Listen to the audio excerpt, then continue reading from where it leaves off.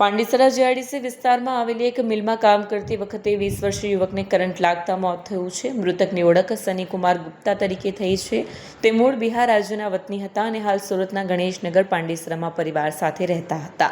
ઘટના બાદ પરિવારજનોએ જાણ થતાં તેઓ તાત્કાલિક ઘટનાસ્થળે પહોંચ્યા. પરિવારમાં માતા પિતા, 2 દીકરા અને 2 દીકરી હોવાનું જાણવા મળ્યું છે.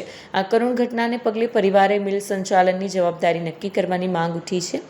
પાંડેસરા પોલીસે સમગ્ર મામલે તપાસ શરૂ કરી દીધી છે. પોલીસ ઘટનાના कारणों अंगे तपास हाथ धरी रही है।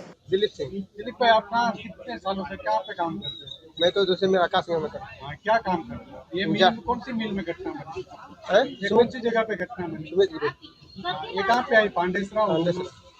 क्या घटना बनी थी? वो पावर साइड उतर गया होगा। कितने साल की उम्र है वो बच्चे की? 22 साल में 20 साल। शादी हो गई जो बच्चे? शादी कितने सालों से आपके साथ काम करता होगा? शायद कितना 2-3 साल 4 साल होगा। उसको जितने साल होगा पक्के में पगार जाता है, काम करता है उसको जाता है। कल कितने बजे घटना बनी? रात में होगी। सीसीटीवी है वहाँ पे? सीसीटीवी होगा, ऐसा थोड़ी होगा। आपका नाम क्या है? हमारा भोला भाई नाम है सर। क्या है आपकी मांग, क्या है?